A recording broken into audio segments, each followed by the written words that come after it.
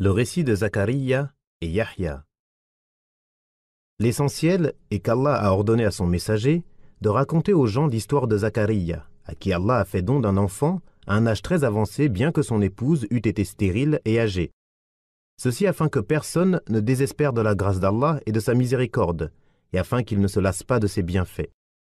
Allah dit : Voici le récit de la miséricorde de ton Seigneur envers son serviteur Zacharia. Lorsqu'il invoqua secrètement son Seigneur, Qatada a dit à propos de ces versets : Allah connaît les cœurs purs et entend les voix discrètes. Certains pieux prédécesseurs ont dit que Zacharia s'est levé la nuit et s'est adressé secrètement à son Seigneur sans que ceux qui étaient autour de lui ne puissent l'entendre. Il dit : Ô Seigneur, ô Seigneur, ô Seigneur.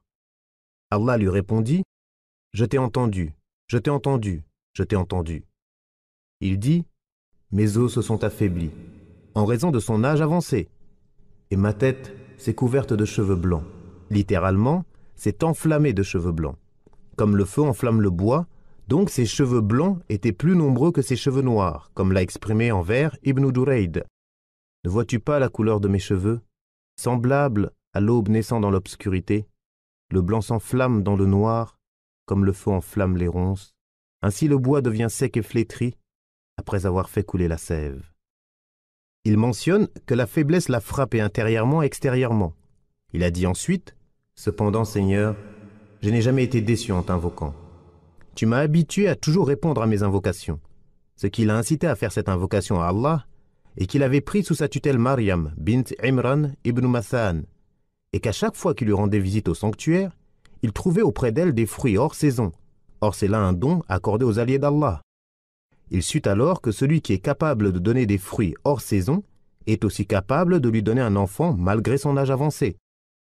C'est alors que Zacharia pria son Seigneur et dit : Ô Seigneur, donne-moi venant de toi une excellente progéniture, car tu es celui qui entend l'invocation. Il dit : Je crains le comportement de mes héritiers après moi, et ma femme est stérile. On dit que le terme « héritier » désigne ici la tribu et qu'il craignait que leur comportement au sein des enfants d'Israël, après sa disparition, aille à l'encontre des lois d'Allah. Il demanda donc à Allah de lui donner un enfant issu de lui, qui serait bienfaisant, pieux et agréé. C'est pourquoi il dit : Accorde-moi de ta part, par ta puissance et ta force, un descendant qui hérite de moi, la prophétie et le commandement au sein des enfants d'Israël, et de la famille de Yaqub, et agrée-le, ô Seigneur, comme l'ont été ses pères et ancêtres prophètes, parmi les descendants de Yaqub. Honore-le, comme eux, par la prophétie et la révélation. L'héritage évoqué ici n'est pas un héritage matériel, comme l'ont soutenu quelques chiites, et comme cela a été approuvé par Ibn Jarir, qu'il a rapporté de Abu Saleh, d'après plusieurs pieux prédécesseurs. Cela n'est pas acceptable de plusieurs points de vue. Premièrement, ce que nous avons rappelé avec sa parole, et Daoud hérita de Sulayman, c'est-à-dire la prophétie et la royauté, d'après le hadith unanimement reconnu authentique par les savants. Nous, les prophètes, ne laissons aucun héritage matériel, et ce que nous laissons est une aumône. C'est là un texte clair du prophète qui montre qu'il ne laisse aucun héritage, et c'est pourquoi le véridique, Abu Bakr, refusa d'accorder ce qui appartenait au prophète à tous ses héritiers. Et dans ce texte, ils auraient hérité de cela, et ils sont sa fille Fatima, ses 9 épouses et son oncle Al-Abbas. Abu Bakr leur opposa ce hadith pour justifier son refus, et parmi ceux qui l'ont conforté dans la transmission de cette parole du prophète, Omar ibn al-Khattab, Othman ibn Affan, Ali ibn Abi Talib, Al-Abbas ibn Abd al-Muttalib, Abdurrahman ibn Auf, Talha, Az-Zubayr, Abu Huraira et d'autres, qu'Allah les agrée tous. Deuxièmement, At-Tirmidhi a rapporté un hadith dont les termes ont une portée plus large encore. Nous, les prophètes, ne laissons aucun héritage. Troisièmement, la vie d'ici-bas était si vile aux yeux des prophètes qu'ils n'en thésaurisaient rien, n'y prêtaient aucune attention, et s'y intéressaient si peu qu'ils ne disaient pas à leurs enfants de la posséder après eux. Et ceux qui approchaient leur degré de délaissement de ce bas monde parmi leurs enfants n'avaient aussi que faire d'en hériter. Quatrièmement, Zacharia était un menuisier qui travaillait de ses mains et vivait de son labeur, tout comme Daoud. Et le plus courant, surtout chez les prophètes, est de ne pas se surmener au travail, ni de préférer les biens de ce monde pour soi et ses descendants à l'au-delà. Et cela apparaîtra clairement à toute personne qui médite et cherche à comprendre si Allah le veut. L'imam Ahmed ainsi que Muslim et d'autres rapportent d'après Abu Huraira que le messager d'Allah a dit « Zakariya était menuisier ».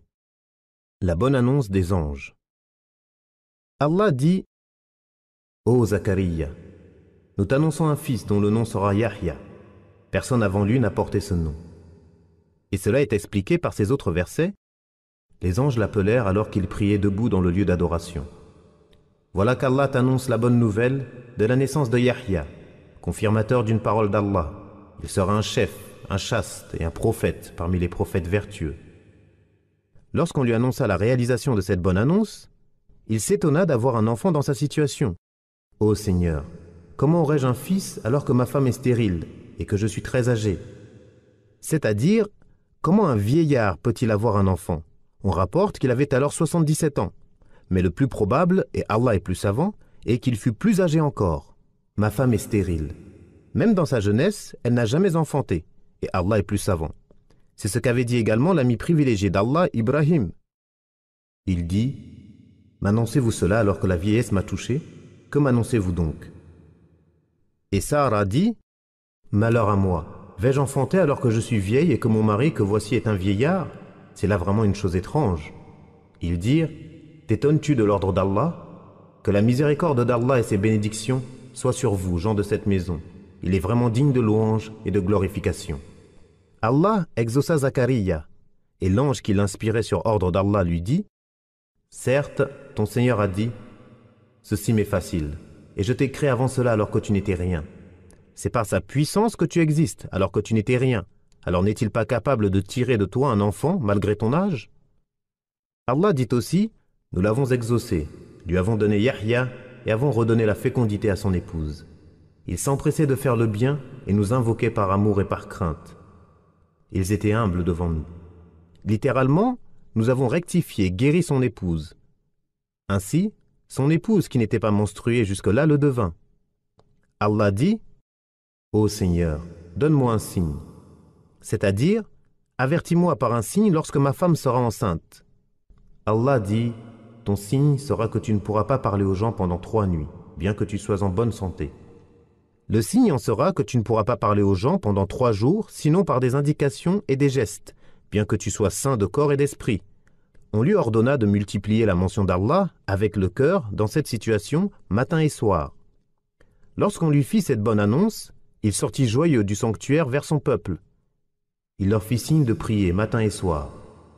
Le terme signe désigne ici l'ordre discret, que ce soit par écriture ou par geste. Allah dit « Ô Yahya, tiens au livre avec force. Nous lui donnâmes la sagesse alors qu'il était enfant. » Allah mentionne l'avènement du fils, conformément à l'annonce divine faite à son père, Zakariya. Il mentionne le fait qu'il lui a enseigné le livre et la sagesse alors qu'il était tout jeune enfant. Il dit ensuite « ainsi que de la tendresse de notre part. » Ibn Jarir rapporte d'après Ibn Abbas, Mujahid, Ikrimah, Qatada et Ad-Dahak que « ainsi que de la tendresse de notre part » signifie une miséricorde de notre part, que nous avons accordée à Zakariya en lui faisant don de ce fils. Quant à la pureté, il s'agit là de la pureté du cœur, de tous les défauts et de tous les péchés. La piété sous-entend ici l'obéissance à Allah, en se soumettant à ses commandements et s'éloignant de ses interdits. Puis, Allah mentionne sa bonté envers ses parents, l'obéissance qu'il leur vouait dans ce qu'ils ordonnaient et interdisaient, et son délaissement de la désobéissance, tant en parole qu'en acte. Il était pieux et bon envers ses parents, et n'était ni tyrannique, ni désobéissant. Il dit ensuite « Que la paix soit sur lui le jour où il naquit, le jour où il mourra, et le jour où il sera ressuscité. » Ces 3 moments sont les plus difficiles dans la vie de l'homme, car il passe à chaque fois d'un monde à un autre, abandonnant le premier après qu'il s'y fut habitué, et l'est connu pour passer dans un autre monde où il ne sait pas ce qui l'attend. C'est pour cela qu'il pleure et crie lorsqu'il quitte le sein maternel, la douceur et la sécurité dans lesquelles il était confiné, pour venir affronter les soucis et angoisses de ce bas monde. De même, lorsqu'il quitte cette vie pour le monde de la tombe avant la demeure éternelle, quittant les maisons et châteaux pour la cour des morts et les tombes, attendant que l'on souffle dans la trompe pour annoncer la résurrection et le rassemblement. Ce jour-là, il y aura des bienheureux et des malheureux, des tristes et des radieux, une partie au paradis et l'autre en enfer. Et quelle belle parole que celle du poète « Ta mère t'a mise au monde, et tu pleurais et criais, alors que les gens autour de toi riaient et se réjouissaient. Ainsi efforce-toi, lorsque eux pleureront, le jour où tu mourras, d'être de ceux qui rient et se réjouissent. Ces trois situations étant les plus difficiles dans la vie de l'homme, Allah a préservé Yahya dans chacune d'elles en disant que la paix soit sur lui le jour où il naquit, le jour où il mourra et le jour où il sera ressuscité. On a dit que dans sa parole, il sera un chef, un chaste et un prophète parmi les prophètes vertueux. Le terme chaste désignait celui qui n'avait pas de rapport charnel avec les femmes. Et même si d'autres avis ont été émis, ce sens reste le plus probable en raison de sa demande « Ô Seigneur, donne-moi venant de toi une excellente progéniture. » L'imam Ahmed rapporte d'après Ibn Abbas que le messager d'Allah a dit « Tout fils d'Adam a commis une faute ou y a pensé, sauf Yahya ibn Zakariya. Il ne convient à personne de dire que je suis meilleur que Yunus ibn Matta. » Abdullah ibn Amr ibn al-As rapporte qu'il a entendu le messager d'Allah sallallahu alayhi wa sallam dire « Tout fils d'Adam viendra au jour de la résurrection en ayant péché, sauf Yahya ibn Zakariya. » Les mérites de Yahya.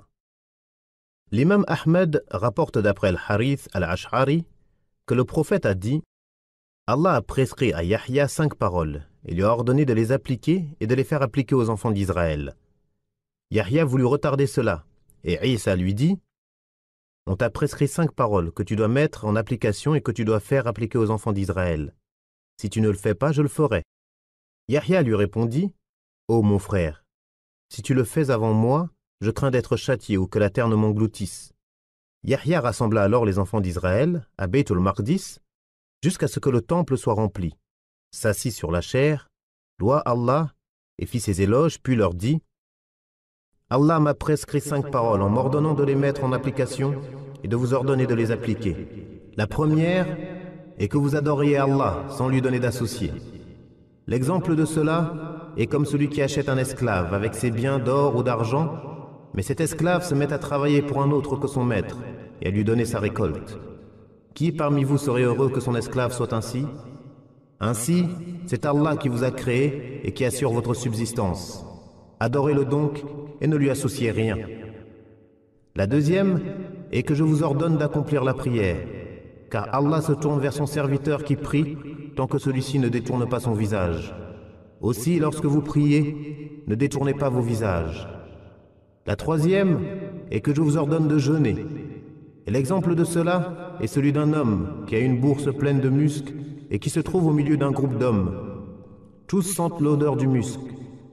Or, la laine du jeûneur est plus agréable pour Allah que l'odeur du musc. La quatrième est que je vous ordonne de faire l'aumône.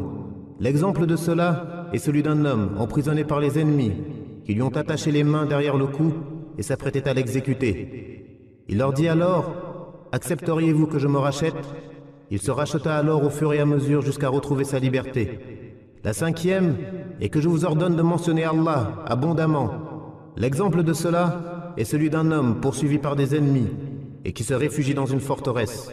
Or, c'est dans l'évocation que l'homme est le plus à l'abri du diable. Le messager d'Allah dit ensuite « Moi aussi, je vous ordonne de faire 5 choses qu'Allah m'a prescrites.